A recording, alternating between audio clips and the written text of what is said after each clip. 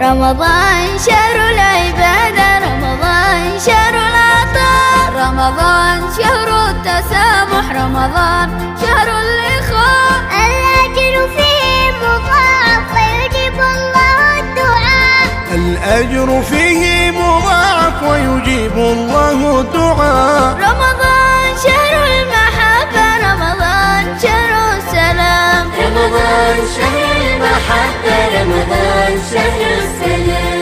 رمضان شهر الكرم فيه الدروس والحكم، رمضان شهر الكرم فيه الدروس والحكم.